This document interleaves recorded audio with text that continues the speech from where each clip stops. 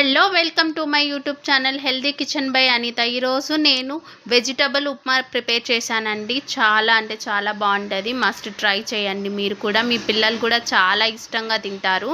First try చేయండి. నేనైతే ఒక గ్లాస్ ఉప్మా, నేను వీడియోలో చూపిస్తున్నాను కదా, ఒక గ్లాస్ ఉప్మా రవ్వ తీసుకున్నాను. అది కొద్దిగా ఆయిల్ వేసి మంచిగా ఫ్రై చేసుకోండి. ఉప్మా రవ్వ అనేది బాగా హీట్ అవ్వాలి, అట్లా ఫ్రై చేసుకోండి. తర్వాత ఇంకో ప్యాన్లో ఆయిల్ వేసుకొని సాసవులు, జీలకర్ర, ఎర్రగడ్డ, పచ్చిమిర్చి, ఒక 4 పచ్చిమిర్చి చీలికలు, ఒక రెమ్మ కరివేపాకు వేసుకున్నాను. బాగా ఫ్రై చేశాను. చాలా అంటే చాలా బాగుంటుందండి. మస్ట్ ట్రై చేయండి.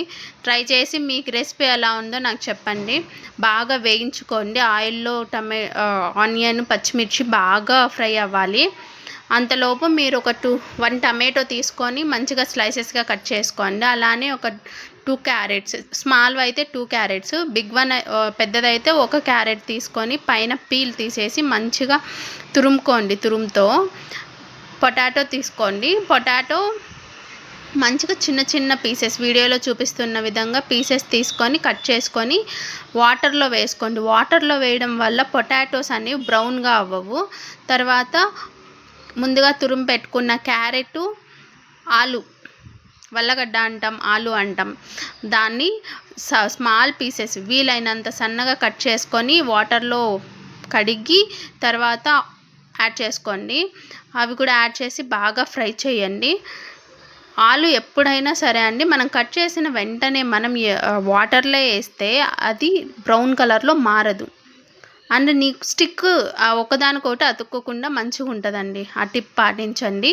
తర్వాత మంచిగా క్యారెట్, ఆలు వేగాక ఒక టమాటో పీసెస్గా కట్ చేసుకోమన్నాను కదా, సన్నగా తరుక్కోమన్నాను కదా, అది వేసుకోండి. అది యాడ్ చేసి మంచిగా ఫ్రై చేయండి. మనకు బాగా ఫ్రై అవ్వాలన్నమాట వెజిటబుల్స్ అన్నీ. తర్వాత కొద్దిగా సాల్ట్, మీ రుచికి సరిపడ సాల్ట్ వేసుకోండి. సాల్ట్ వేయడం వల్ల వెజిటబుల్స్ తొందరగా మగ్గుతాయి అంటారు. అది ఎంతవరకు నిజమో తెలియదు. నేనైతే ఇప్పుడు యాడ్ చేసుకున్నాను. టమాటో కూడా సాఫ్ట్గా అవుతుంది. ఒక 2 మినిట్స్ వేగాక టమాటో అనేది మంచిగా కుక్ అయి ఉంటుంది. టమాటో బాగా కుక్ అయిన తర్వాత కొత్తిమీర సన్నగా తరిగి పెట్టుకున్న కొత్తిమీరని యాడ్ చేయండి. కొత్తిమీర స్మెల్ బాగుంటుంది. ఇప్పుడు మనకి ఎక్కడ దొరుకుతుందండి నాటి కొత్తిమీర? అంతా హైబ్రిడ్ కొత్తిమీరనే, వేసినా వేయకపోయినా ఒకలాగానే ఉంటుంది. కాకపోతే యాడ్ చేసుకోండి మీ దగ్గర ఉంటే.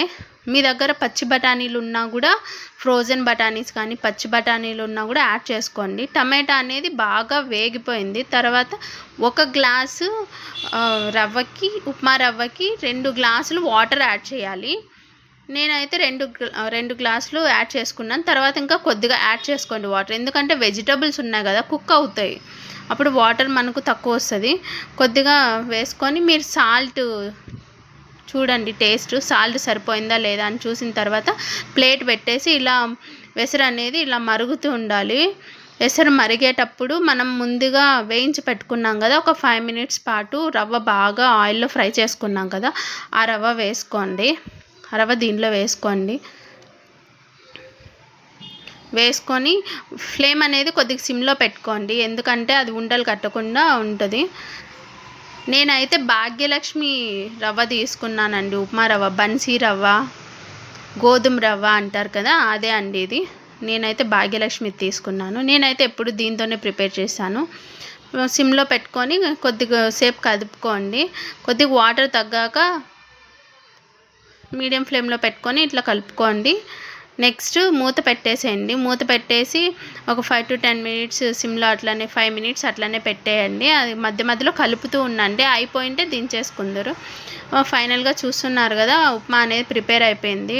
ఉప్మా కూడా ఎప్పుడైతే మనం సిమ్లో పెట్టి బాగా మగ్గ పెడతామో అప్పుడు రవ్వ అనేది సాఫ్ట్గా అవుతుంది. చాలా బాగుంటుంది. మనకు వాటరిష్గా ఉండదు, పొడి పొడిగా ఉంటుంది. ఉప్మా చాలా బాగుంటుంది.